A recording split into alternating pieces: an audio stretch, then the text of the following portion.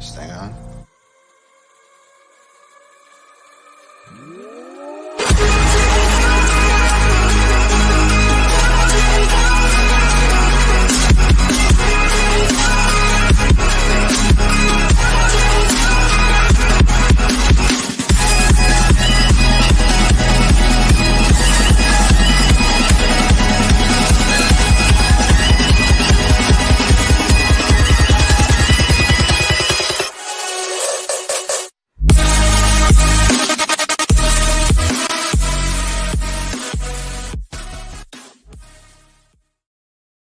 What is up, everybody? Welcome into another episode of The Cut. I am your host, Christian Williams, and I am here, as always, with Randy Hall in his new office space, and it will also be new next week. Randy, how are Yes, you? it will. Setting up has been an endeavor. Was without Wi-Fi for a few days, so happy to be able to do this show tonight. It wasn't on the docket for the original schedule, unfortunately, but we got AT&T out here and we're rolling. But yeah, my desk is not set up for obvious reasons. It wasn't priority with no Wi-Fi, so it'll be set up for next week though. Yeah, and it's going to be exciting. It'll probably be bland looking. Don't get me wrong. But yeah, that's okay. It'll be in a room by itself. I literally have sat with these two walls behind me with nothing on either one of them for 2 years now. So we're rocking. We're rocking. All right. We are here to talk through the AFC East and some of the fantasy relevant positions and kind of break down their depth charts, how we see things shaking out, who can emerge as fantasy relevant players in 2022, and kind of going from there. You know how these conversations typically go. We kind of branch off and get off topic, which is a good thing because we kind of cover a lot of bases, but we will also be talking through some dynasty strategies, and talking through our feelings about some different dynasty startup drafting strategies. So we will get to that as soon as we get through the AFC East. And, we have a league news thing, and I don't know of any league news at this point. I would say the most pressing would be that it does look like the league is leaning more towards a year suspension for Watson. We'll see. Again, it's a very difficult case on various lines, and I'm curious to see how the NFLPA fights against it, because they fight against every suspension first off, so they will fight against it. Let's just get that out of the way. They even fought against, Calvin Ridley's, even though Ridley told him not to, basically. He said, yep, year, thank you. You're right. I apologize. At this point, it does seem like too big of a ban when you're comparing the two, but here we are. That is going to be the problem. But I will say, I saw a theory that a lot of the stuff that's floating out there now is just like posturing, and they're kind of setting themselves up to the NFL looks like the good guy because they pushed for a year. The NFLPA looks like the good guy because they were able to get it reduced for their player, and they meet in the middle at something like 10 games is kind of what people are speculating.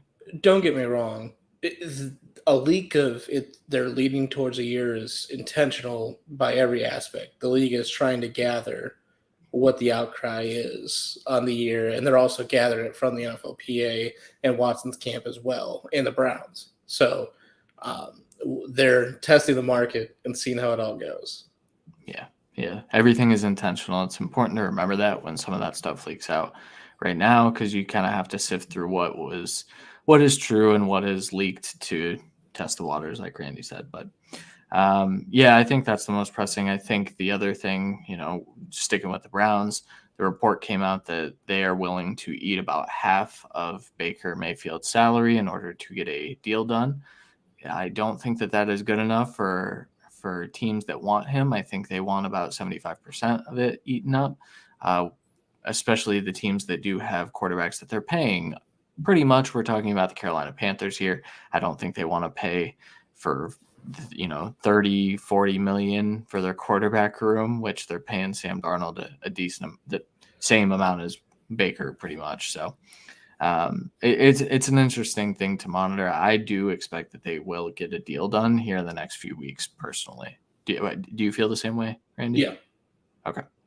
Yeah, I think it's a foregone conclusion, and I think that is the landing spot. And I think that means a little bit for DJ Moore, for Christian McCaffrey. I think that Baker elevates that offense to a level it hasn't been at. So, okay, let's get into the AFC East, and we are going to start with the Buffalo Bills. So their depth charts right now there's a lot of not so solid pieces to their depth charts, particularly in the running back room. You've got Devin Singletary, you've got Zach Moss, you've got rookie James Cook, you've got Duke Johnson, you've got Raheem Blackshear, who they picked up, I believe, as an undrafted free agent. I think has a chance to make the team due to his special teams. And then Tywan Jones, I don't think he will. Wide receiver room, Stephon Diggs, Gabe Davis, Jamison Crowder, Khalil Shakir, Isaiah McKenzie, Jake Kumaro, Tavon Austin, Marquez Stevenson, Isaiah Hodgins, Tanner Gentry, and Neil Powell. Powell. I don't know. And then tight end, Dawson Knox, OJ Howard, Tommy Sweeney, Jalen Weidermeyer, and Quentin Morris. First question. Pretty much all of the fantasy community has been debating this for about 3 months now. Actually, really just since the NFL draft. But in your opinion, Randy, do you think Gabe Davis is going to take that next step to be the bona fide wide receiver 2 for the Bills, and then also a fantasy relevant wide receiver? We've kind of been asking that for 3 years, actually. Yeah. I think he could. I do think, and again, we have to remember that this will be a semi-new offense with a new OC. So we'll see how it all plays out. But this offense does favor Diggs, and then it favors the slot. So because of that, Gabe Davis, except in random games, really has been used. I think he could get that nod this year with Crowder kind of being just a stopgap until McKenzie or Shakir take over the role. So I think it could happen this year. If I had to bet, I've definitely been out on it the last 2 years. I think this is the year that it does have a really good chance, though.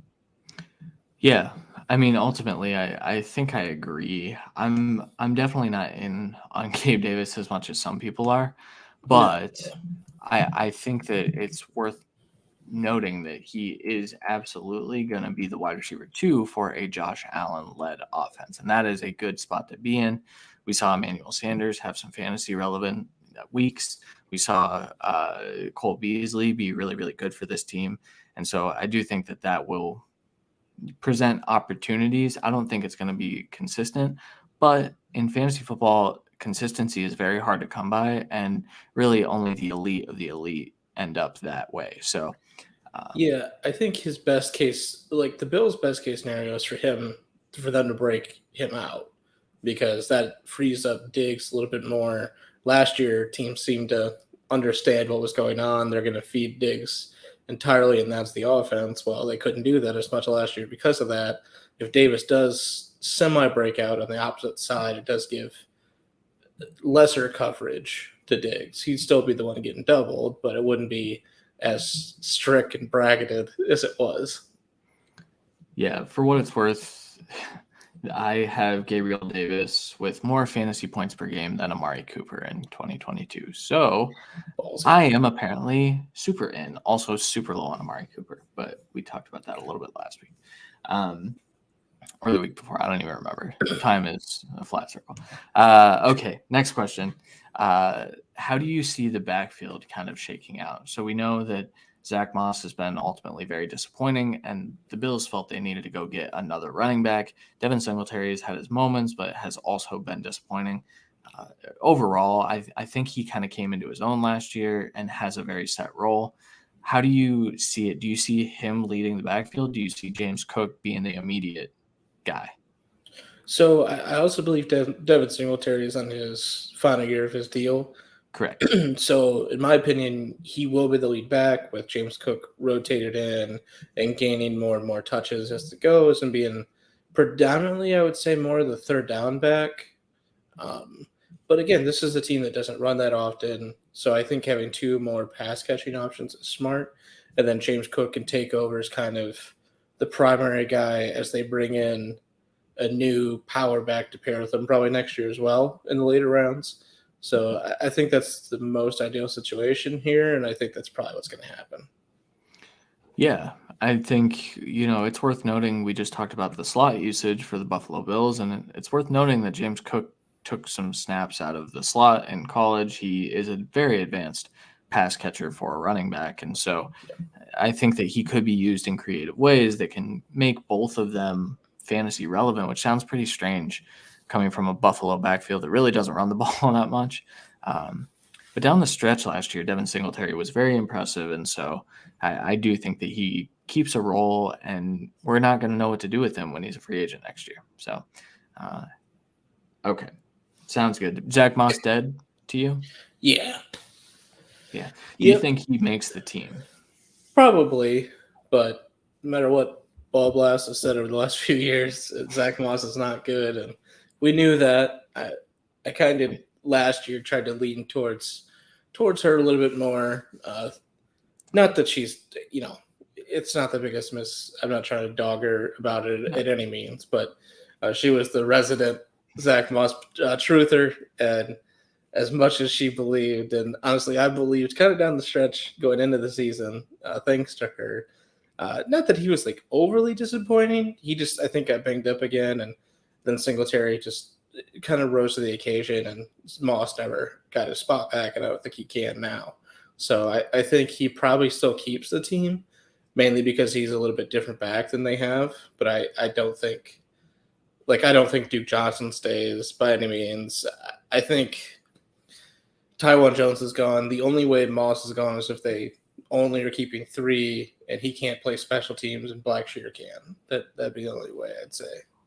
Which is kind of what I think might happen. It could. But they could also keep 4, and then Blackshear could still do that. So if they keep 4, Moss is there no matter what, in my opinion. I do agree with that, for sure. It's interesting. I remember Zach Moss's eval, and I remember we had a conversation. He was like my RB5 at one point in that process, and then I watched more, and I said, I don't know. I think he ended up like I don't think he dropped that far. 8. He was probably 6 or 7 or 8, in that range for us for that year. And that's not a bad running back by any means, but it just hasn't worked out. Exactly. Yeah.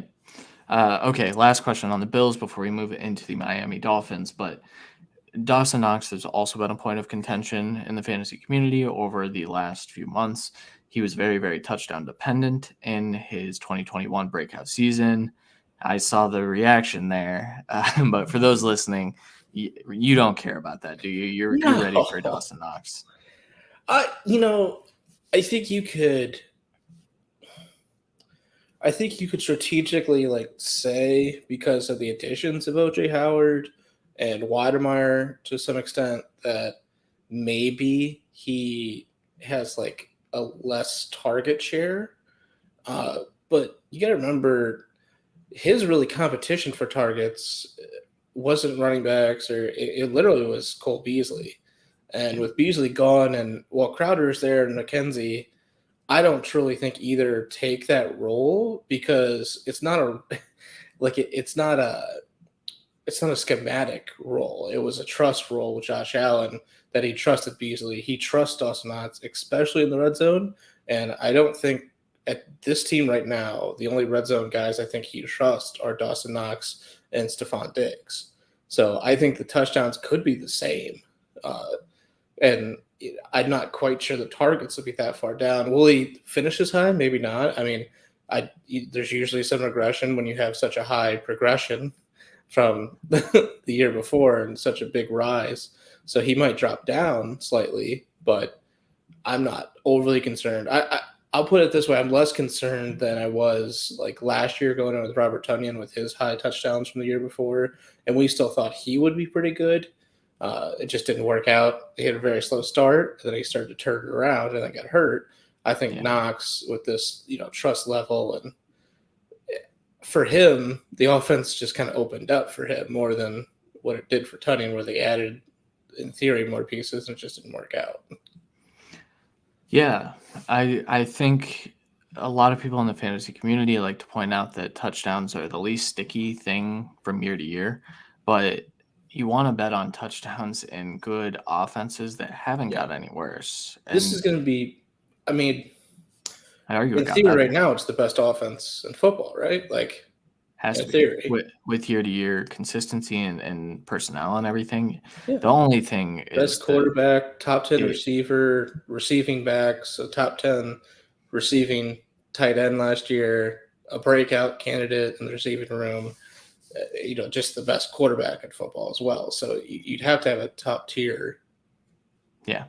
The only thing would be Daboll being gone, but I'm not super concerned about that because I actually don't think Daboll was that good of a play caller. I know No, that's kind of a hot take, but I think he's a better – it's to be determined. But as of right now, I'd have him as a better schematic coach than a play caller.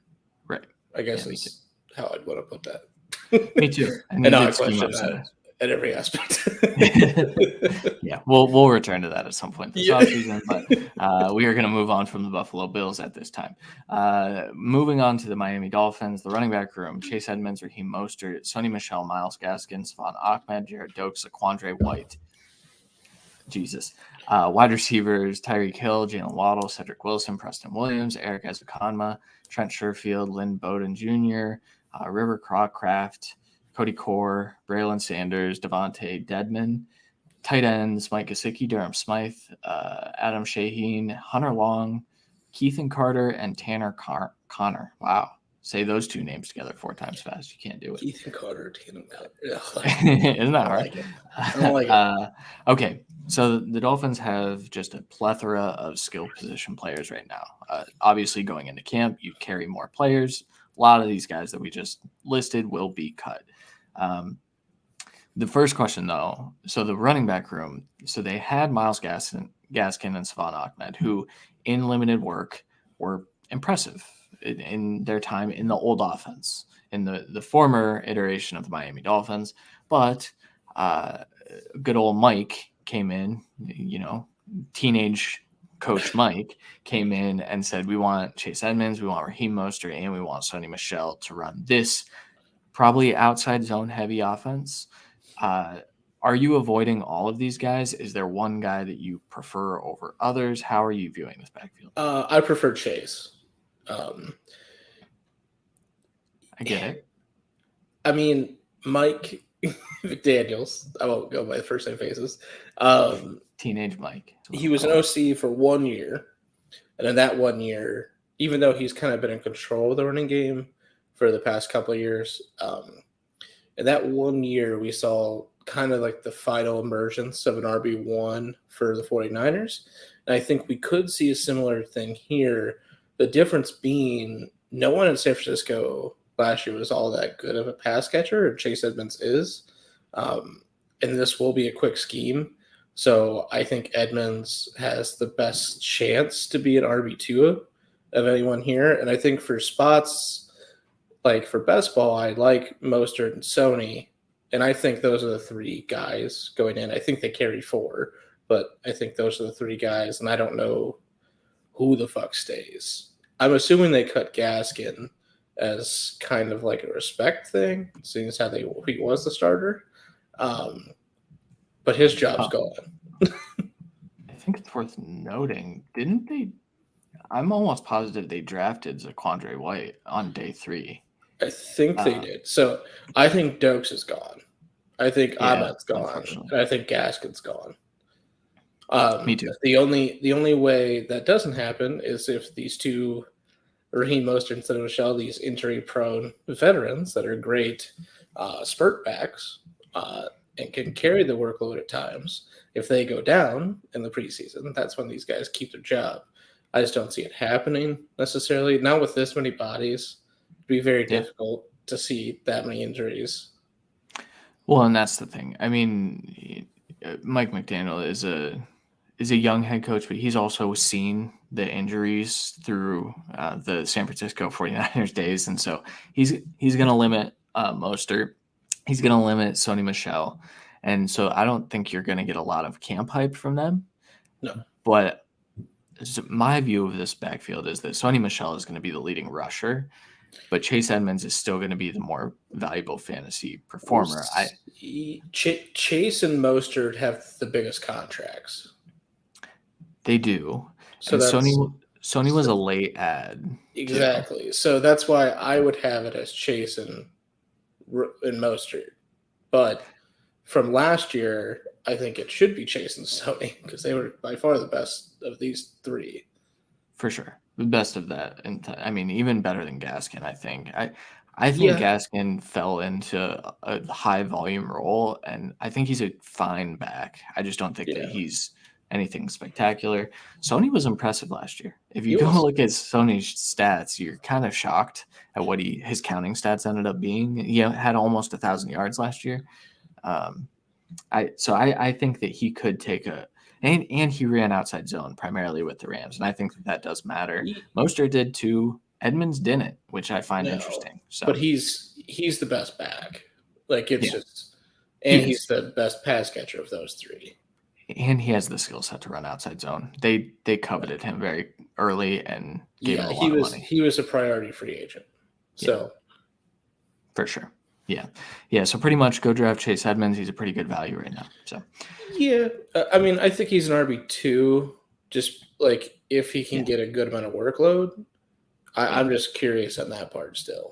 But worst case, you get an RB3, and I think he's going as an RB3. So he is. I was gonna really quickly look at where I have him finishing. I can't find him, so I'm not gonna do that right now. RB72. Damn it, Christian. RB30 points per game. So RB3. It's an RB3. Yeah. All right. Next question. Hill versus Waddle. I know there's been, in Dynasty, people still prefer Jalen Waddle. We've kind of had this discussion, I feel like, but when it comes down to it, the question is by a points per game metric, because both of these guys, I feel like they're liable to miss some games. And so who do you think on a week-to-week basis is the better fantasy wide receiver? Because we know Tyreek Hill is better than Jalen Waddle at this point in their career. It's the points per game is a pretty good question because I'm going to still go Hill because I have Hill as the wide receiver 1. He's paid like the wide receiver 1. He has the talent level of the wide receiver 1. And he was pissed about being the 3rd or 5th highest target receiver last year. So he's getting the fucking targets. It's plain and simple. So I'm going to go Hill, but Waddle might be – I don't know because Waddle should be more than just a, Miami Dolphins days Jarvis Landry dump and go guy. He's better than that. And Jarvis was too, but he's still better than that. And I think Tyreek could help unleash that potential, but it all still hinges on Tua. And we believe in Tua. It's just we do. We have to see it. It's funny. I asked you the points per game. I projected them both 17 games because I don't like to project injuries. We've kind of been over this. Yeah, I would rather just do 17 and be happy with the points per game.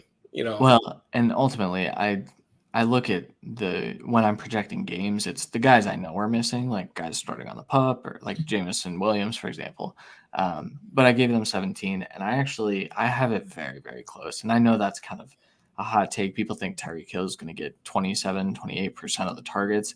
I just don't see it that way. I think this is very much so going to be a two-headed passing attack, and everything is going to funnel through those two. I do have Tyreek Hill being better. He's just a better wide receiver.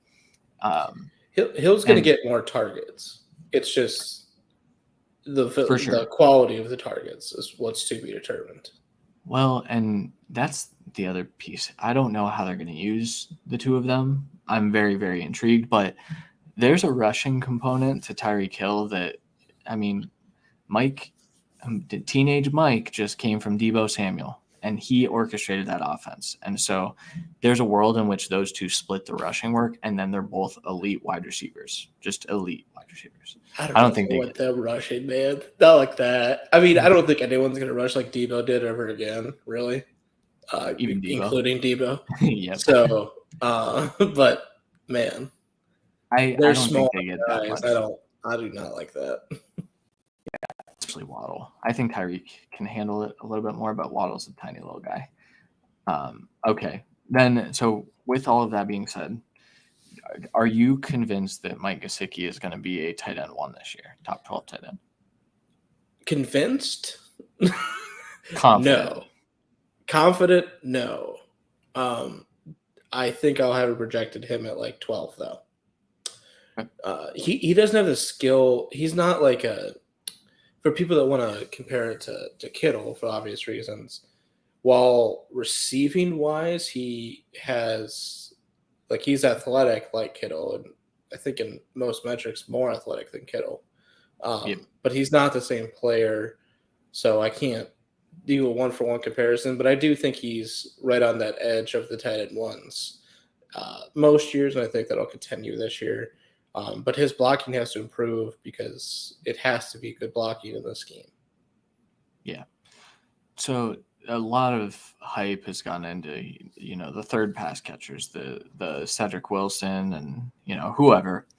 I personally think that the 3 wide sets are going to be with Durham Smythe at tight end like they did last year, Gesicki with an outside role, and one of Waddle or Tyreek in the slot, and the other one as the Z. I just think that's kind of going to be how they line. I think that'll be a consistent package as well as having Wilson, who is also a priority signing. He was, and however, it doesn't seem like it now because Hill. Yeah, we have to remember though that was before the Tyreek Hill trade, and so I don't know if that was like their contingency, and now they're like, oh crap, but they didn't give him a. Well, no, it wasn't contingency because Hill wasn't available. They wanted him as the wide receiver too, in theory. But I think they were also looking at possibly drafting a receiver and then Hill.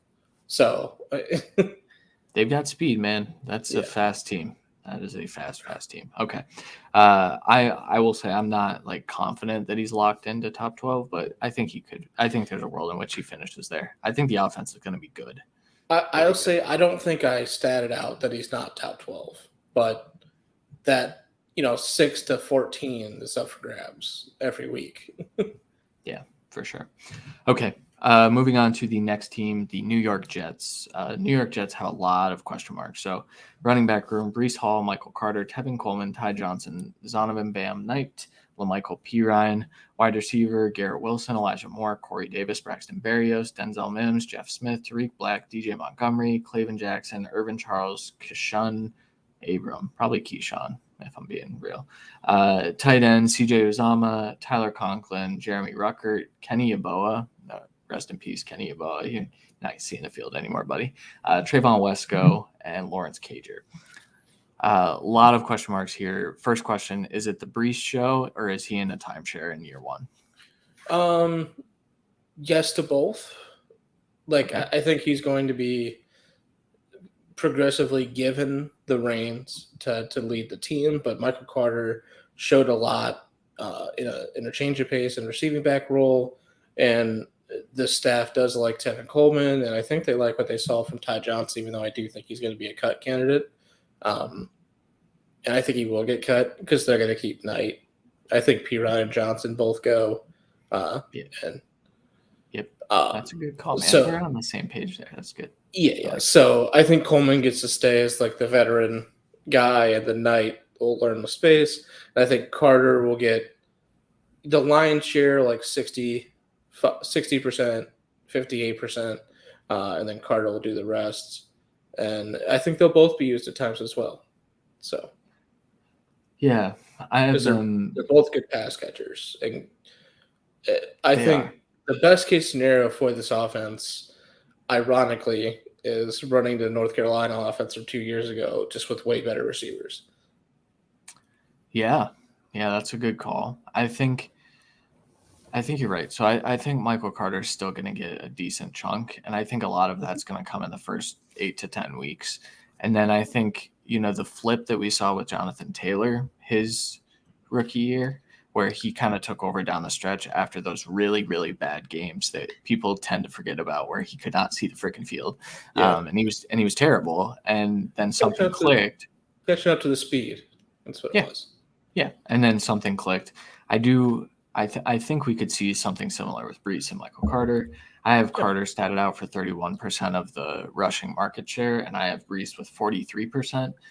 But it's worth noting that Michael Carter then was at 39% last year. So I have him taking a pretty decent hit.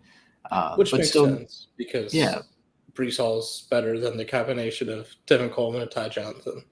Oh, miles and miles better. I was going to also say Miles Sanders ahead of him. Yeah, true. And Gaskin put together. I was going to say too, I do think Zonovan Knight makes the team. He's going to be their kick returner at least, I think. Him and Berrios, I think, will kind of compete for that. But that's the next point. So the wide receiver room is pretty crowded.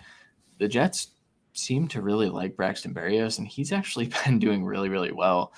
From minicamp reports, he's still one of Zach Wilson's favorite wide receivers.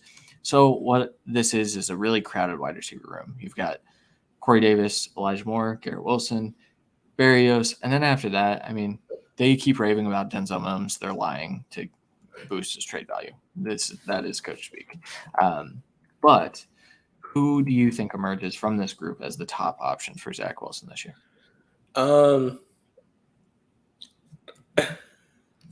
Tough question. I'll give it to Elijah Moore. I think it should be Garrett Wilson, but just like we talked about, it takes a second for most rookies to get acclaimed. Even the best, and like Justin Jefferson, it took him a few games to really start to get it to go, and that was on a better offense. So I'll go the stalwart of the team, which is hilarious, but I'll go Elijah Moore, at least I think, just based on having a stronger start and continuing throughout the year. But I think Wilson will break out down the stretch, and I don't really know what to do past that because they're both like inside outside guys. Berrios is specifically a slot guy. Davis is specifically an outside guy. And besides that, they have specifically no one that matters. So True. I think I would say either Tariq Black or would you go Jeff Smith or DJ Montgomery keeping the spots? Montgomery, actually. Okay. That's what I was kind of leaning to. I was like DJ Montgomery though. So DJ Montgomery, that might be Browns bias because I think he had a little stint on the Browns, and I remember seeing some good things out of him on the practice squad, which sounds terrible. I do think Denzel Mims makes the team. I think they look to offload him as soon as they kind of can, because he's not going to get snaps here. And if he actually is progressing, it could be a Bryan Edwards type of situation where they already offloaded him because they got better at wide receiver. So that's what the Jets did.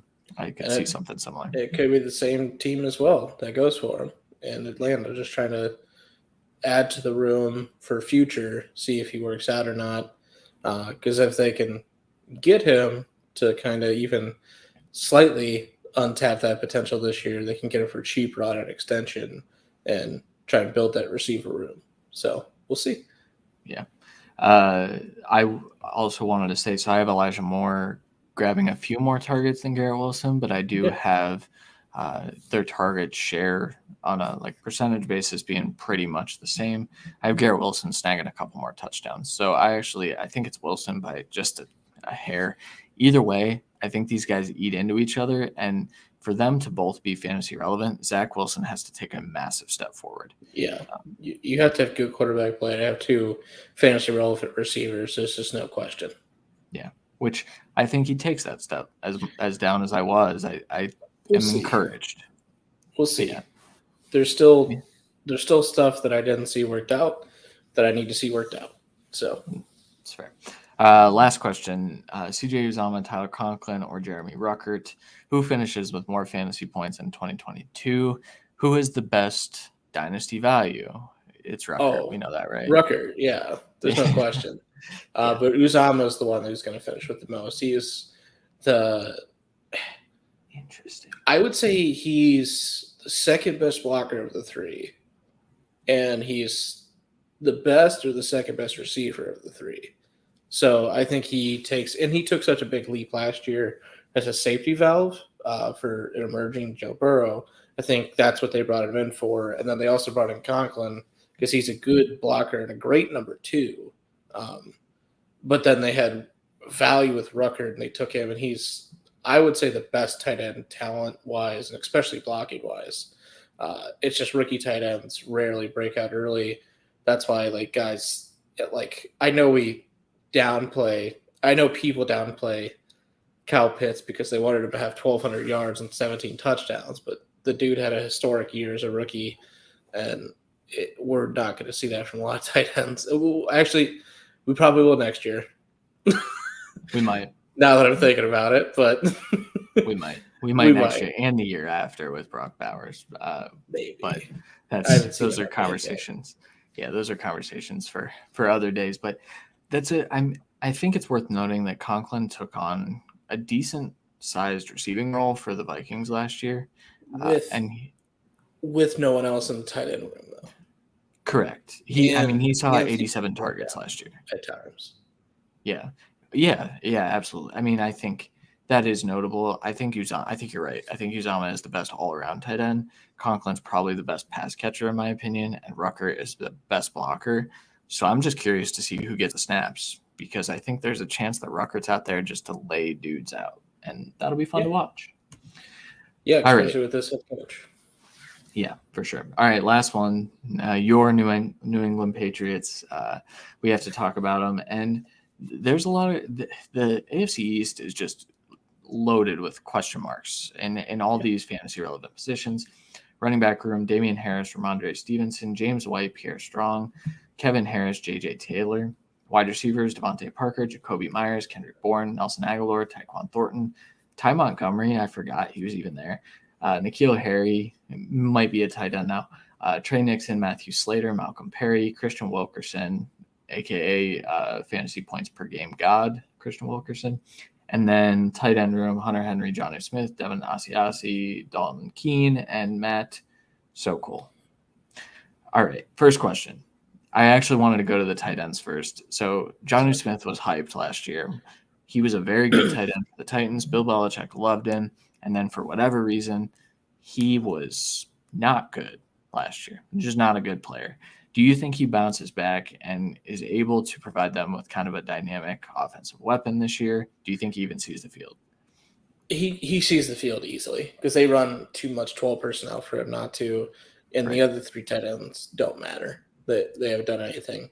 And Jonnu Smith is a pretty good blocker as well as Hunter Henry. So they're going to be on the field because they're good dual threat tight ends. I think he gets increased usage. I think the team was so heavily reliant on the tight ends to do too much early in the year. So teams were just keyed in on Jonnu as the move piece, and Hunter Henry got more work as he's inside. And with the addition of Devontae Parker and a little bit more speed at the receiver position as well, as long as they can get a little bit better play at the receiver room, I think Jonnu gets a little bit more open. He gets a little bit more touchdown opportunities, but we'll see. I think he has a better year. I don't know if it's a bounce back year. Okay. I'm not sure he can in this offense that wants to run the ball so much. Yeah, and also doesn't really have a fantastic quarterback. I know that's going to get me killed. It's worth noting that he's not going to support. He's not an elite quarterback. Yeah, there's no. I don't think that's a question mark. I know. Is that can he continue to progress and impress? Yeah, we'll never say you can't do that. Yeah, but it's a low volume offense. I think you're right. I don't think Jonnu has a bounce back year. I think my faith in Jonnu is faltering, and I'm probably I got out of my shares pretty early, so I feel pretty good about that. Okay, next question. Best guess. The wide receiver room is kind of crowded. It's not crowded with names that you think of as really good wide receivers, but there are some really good wide receivers in this room, a couple of them at least.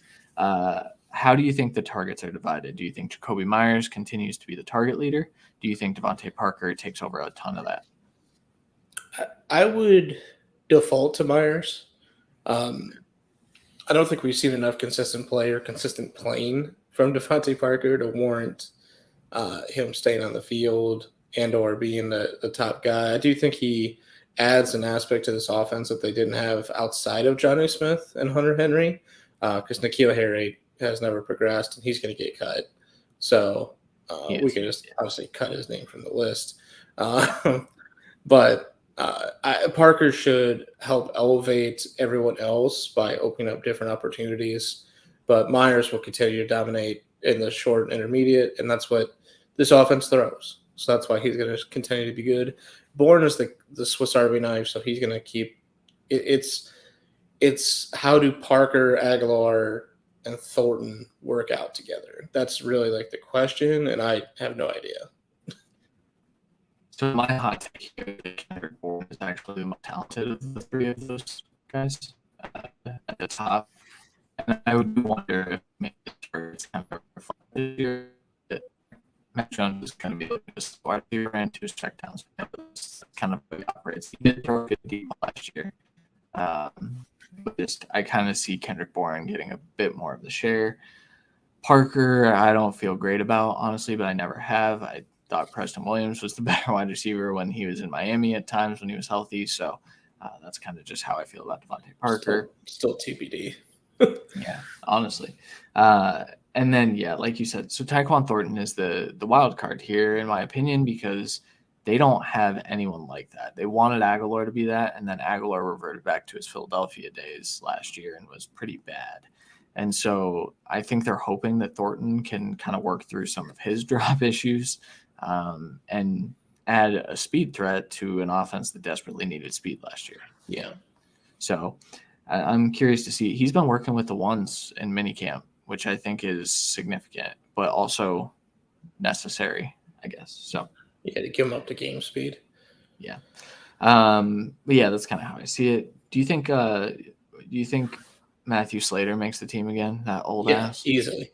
Yeah, I thought so too. Pro Bowler on special teams. Yeah. The captain. Yeah, he's I like think 50. He's at least 50 years old at this point. I don't know about that, but he played on Brady's like 2004 championship team. Doesn't matter. He's still at least a top 3 gunner in the NFL. He is. He's very good. Okay, moving over to the backfield, it's really a mess when you look at it at face value. Yes. How do you see it playing out in 2022? But then the bigger question is, how do you see it playing out in 2023 with some dynasty implications here? Is it crazy that I think they keep all 6 of these guys? Like, is that crazy? On the 2022 roster, you mean? Yeah. Like, I can't see them cutting any of them. So I think Taylor's gone. You don't think JJ Taylor's gone? I think so, but he's kind of like the special teams guy as well. So I would think he's gone. So how this breaks down to me is Damian Harris is going to get run into the dirt. So he's there. Ramondre Stevenson is the good split back. I think he's there, but I think he's also a trade target. Like, I think he's the one here that's a trade target. I think James White is the best receiving back, and I think we would have seen that happen again last year. There's a lot of stuff that happened with James White last year that we don't need to get into. So nothing bad, but still. I think he can retain his role to some extent. I mean, not to his glory days, but I don't see Pierre Strong or Kevin Harris touching the field a lot except for special teams.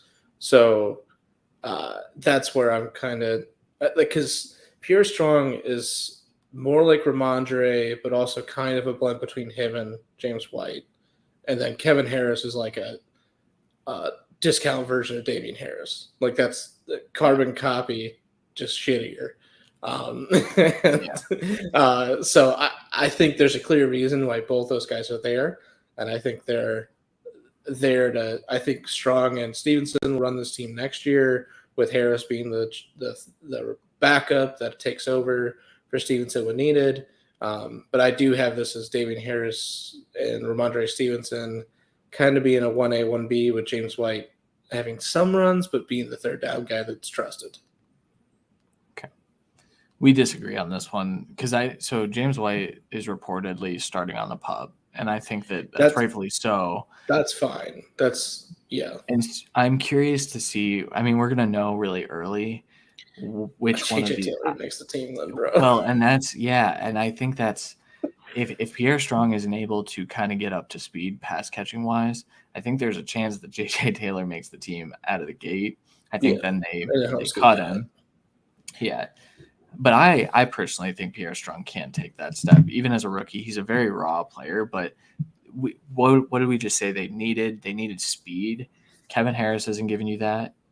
He's not slow by any means. Ramondre Stevenson isn't giving you that. Damian Harris is, but his pass catching work has been limited from day one. Since he stepped into college, he had one good pass catching year. So I think it's worth noting that Pierre Strong does provide them with the most athletic back. He's raw. He needs to develop, and he needs to do it quickly, and he needs to do it in one of the most complex offenses in football. So if that's what this is, Matt Patricia's calling plays. Who knows? Problem being, Bill historically doesn't use rookie running backs. And that's the issue. Ramondre last year. I wonder if we're seeing he used Ramondre as a split back because he had to, because when of the Harris early was hurt too. Yeah, with everything else that happened. It's true. I'm curious to see how it goes. Ramondre really was only used when Harris was hurt, and I think that's something to note too, because I think you're right. I think Harris probably gets 500 carries this year. That's not accurate, but close. It's closer than it should be. yeah, for sure. Okay, that'll do it for our AFC East depth chart analysis breakdown, whatever we want to call this. I don't remember what we title it, but that'll do it for the AFC East. I think we have another one of these next week. If I'm correct, I think we have them every week until the next few. Yeah, I think so as well. So we'll be back doing this. I feel like, if you guys have questions on any of this stuff, feel free to tweet at us and we'll answer those questions for you.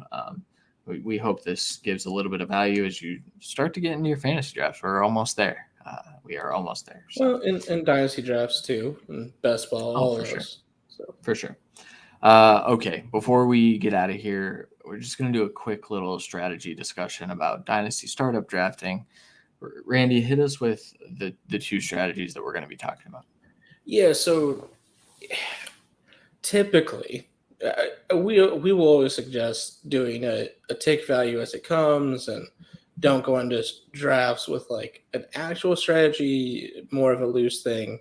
But when you're starting dynasty, most of the time you're going to be put in situations where you kind of have to pick one of these two situations for the most part, and a little bit of blended here and there. But it's more of a win now versus punting year one and going young, because young guys, as we've talked about today, tend to not produce as well early, or they're outliers and they do, but you're not going to have enough in that situation to win the championship anyways. So for this situation, for win now, it's more of continually taking the 2-year window values as they come to you. And that's going to be all these veteran guys, whether it be Tyreek Hill, Devontae Adams, Derek Carr, Aaron Jones, Derrick Henry, Ezekiel Elliott to some extent, Travis Kelce right now to some extent.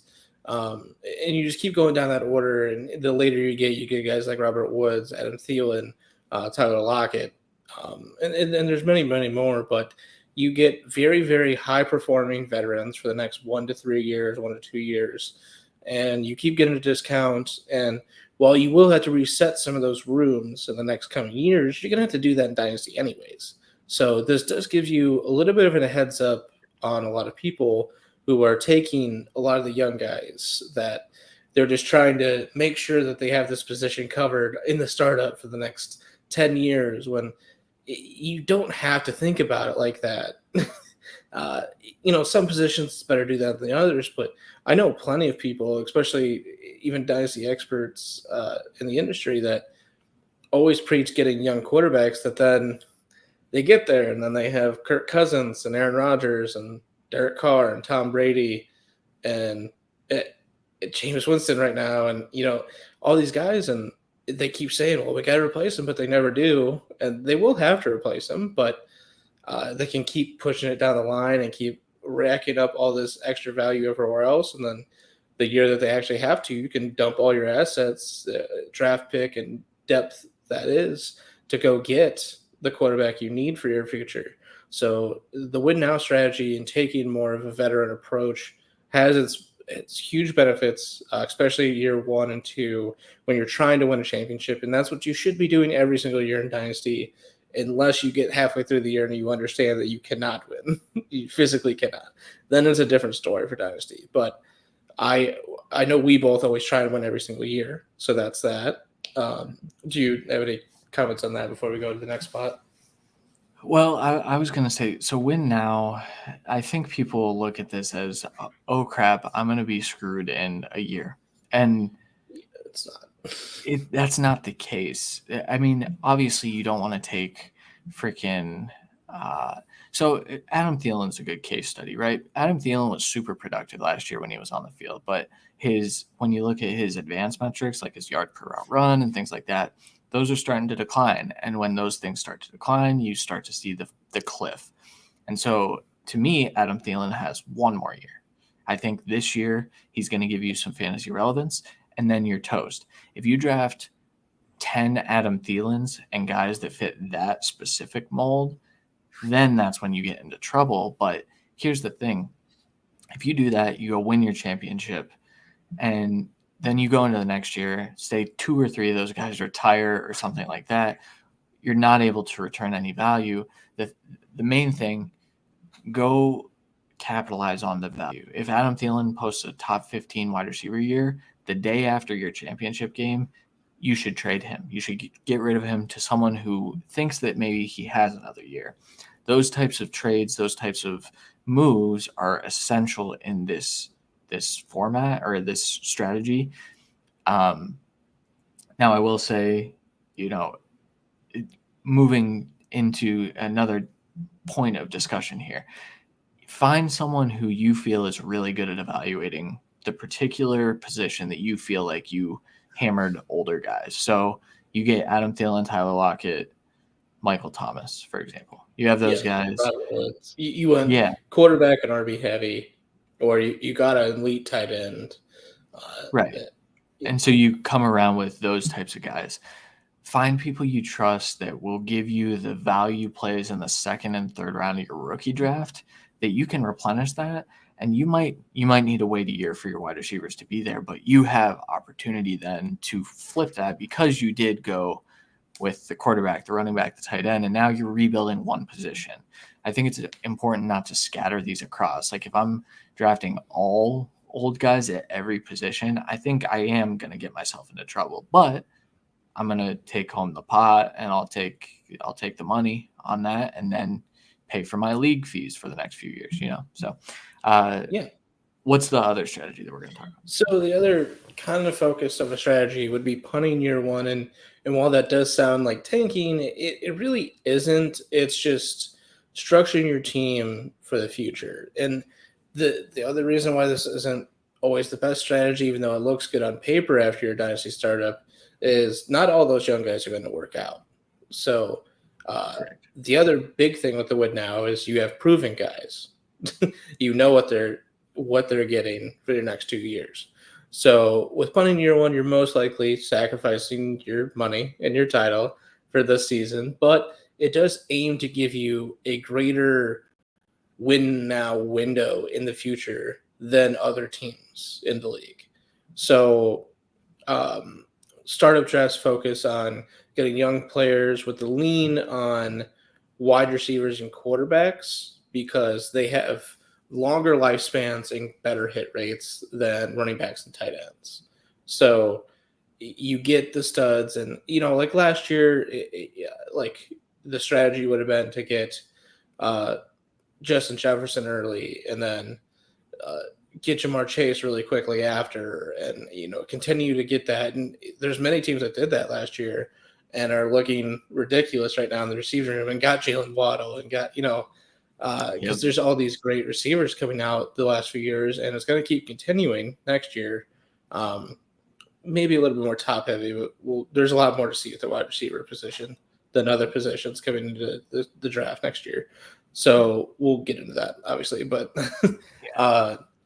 basically, just putting it down is you get all these young people that look like studs for the future. So this year it would be you're most likely not going to be able to get Jamar Chase and Justin Jefferson, but you get one of them, and you get Justin Herbert, you get Josh Allen, you get trying to think I mean, you could get Dak or Lamar. It kind of depends on the turn and the leagues. But the quarterbacks are a little bit different where you kind of get the one and then you try and get another really good one in the first 3 rounds. And then you probably get another young guy like along the lines of Zach Wilson or Kenny Pickett, and you just have chances for the next few years at that position. And you would get in this year you would get the discount of Jameson Williams, and you would get the discounts of Olave and a few other guys, and you'd take probably Bateman. And there's a lot of things at the receiver position and quarterback position you could do. And then running backs, you probably try and go for Brees and take value with guys like Rachaad White later to get youth there and just continue to. It sounds simple. You just get all the young guys, but there's other positions like quarterback and tight end where you're not quite sure how much you're going to get from that. And that's usually where you lose a lot of the points to why you're punting the year. And if you take injury guys like James Williams, same thing. So I think for us, we definitely are hybrid drafters and value drafters, but we in our histories have clearly drafted more towards the younger side. Yeah, so I was just going to read off one of the teams we just drafted together in a new Dynasty startup 10-teamer. But I started Patrick Mahomes, DeAndre Swift, and then so from there, I don't have my 3 starting wide receivers before I get into my flexes. The oldest one is is Jalen Waddle at 23. I'm starting Jalen Waddle, Garrett Wilson, and Rashad Bateman. Could one of them not be good out of Garrett Wilson and Rashad Bateman? Maybe, but I personally, my grades on those guys indicated that I should draft them where I did because I feel pretty confident that they're going to be fantasy relevant dudes. Past that, my 2 running backs, DeAndre Swift, Travis Etienne, and then I came back around with Rachaad White later, and then I followed up with Gainwell and Herbert. So I went super young at running back because I feel like maybe I'm taking swings. That's closer to 0 running back than anything I really ever do. Normally, I'd like to get a 3rd solid running back, and even Etienne's kind of a toss-up at this point. But that's kind of where, I went with Swift early, I went with Mahomes early, and then I just decided, those are my staples. I know what they are. And so now I can go young at wide receiver. I can reach for – I got Mark Andrews in this league as well, which the Mark Andrews-Bateman stack is just terrifying. Not really sure how I feel about that. But the Andrews-Marquise Brown stack was fine last year, so whatever. But and then I came back around, and so I kind of blended these, and I snagged Christian Kirk at value. I snagged what I think is value in Kenny Golladay super late. I think he's value this year in Dynasty startups. Sue me. I grabbed guys like Kendrick Bourne that could maybe fill in for the rookies if they go down or if they're not performing well. I know I can get a solid 8 to 10 points out of the guys like that. So still took shots on other younger guys. So this is a strategy that I feel like you hammer this in the first 8 to 10 rounds, and then after that you come back around, find some value, get some older guys that could maybe fill in as flex options. And I think that's the best strategy because I think what we talk about value-based. I think you see younger players being values because we aren't sure what they are. And so you're always going to be value-based if you go with this punting year 1 strategy where maybe you aren't getting the elite of the elite, but you've set yourself up for a fantastic year 2, year 3. So yeah, in that same league, I definitely went with a more young approach, and I do think it is a competing team this year, but maybe not near I think maybe more middle of the pack. But started off with Justin Jefferson and Kyler Murray and Breece Hall. Got Justin Fields, Justin Fields, Trevor Lawrence, Kyler Murray, Kenny Pickett, Sam Howell. I have probably the youngest quarterback room in the league. Breece Hall, Kenneth Walker, Fournette, Dameon Pierce, Algier, Hines, Mack, Carson, Mostert, Ford. A nice blend of a lot of young guys that maybe aren't going to do anything this year and some old guys that might not do anything this year. So the running back room is a little bit weaker, but it's definitely got pieces from this year's draft that really could break out in the next 3 years at the position. Wide receivers, it's definitely a bit of I got the 2 guys I wanted and then kind of punted a little bit, but Justin Jefferson, Deontay Johnson as my stalwarts, and then Elijah Moore should be really good as my wide receiver 3. Tyler Lockett is the vet, Alec Pierce and Velus Jones is the rookies. So again, way younger with 1 older guy, but should be good. And then Dalton Schultz, Pat Fryer, Brevin Jordan, Jeremy Ruckert. Again, 1 middle to older, and then 3 young fucking guys. So I definitely went younger with some old pieces sprinkled in. And they're definitely in the running back room. I think I would have wanted to be a little bit older and more refined and carved out roles, but that's not what the value was to me. It made more sense value-wise to get the young guys and build for the future of that room. And I'm so young everywhere else that I can now focus on running backs every year and maybe get 1 more receiver every year to keep retooling that and taking shots there. Quarterbacks, I'm fine for the next 10 years without even question. Tight ends, I'm fine for the next 5 years without question, especially with Freiermuth and I think Schultz ability then in the next few years. So I think it's a weird strategy when you think about it, but in 10 team you get better value. So it's just fair. Sure. But the rooms that like the quarterback room and the youth just makes that team ridiculous in my opinion for the future. So having, like you talked about, having 1 room to focus on, even in my case, it's a very young focused room still, just with only 1 guy I trust.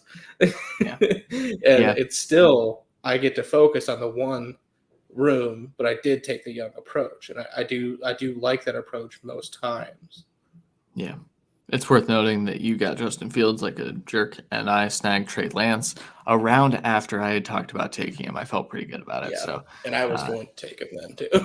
And I have Aaron Rodgers, so I have my old guy, I have my young guy to take over for him. And I tried to get an old guy in that room. No one let me. They kept giving me young guys, so I kept taking the young guys. Hey, I have Davis Mills too. Yeah, you're welcome for that one.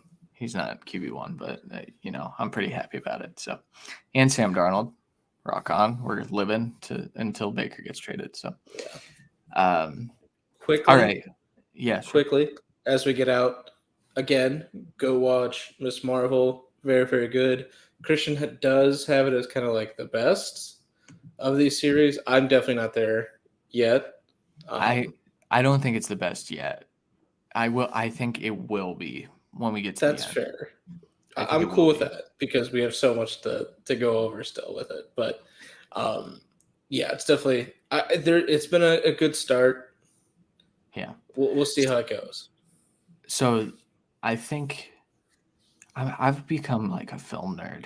It's pretty strange. Like the production value stuff that they poured CG budget into Miss Marvel. I think it looks fantastic compared to their other stuff.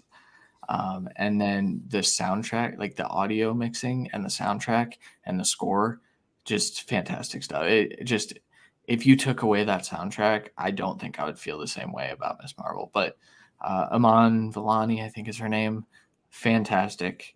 So good. Future of Marvel, I think. But you get this is, I think, the second or third iteration of getting together the Young Avengers core, and I think it's definitely.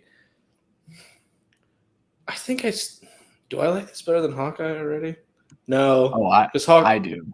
I don't because Hawkeye was a little bit more kind of like slapsticky, dummy.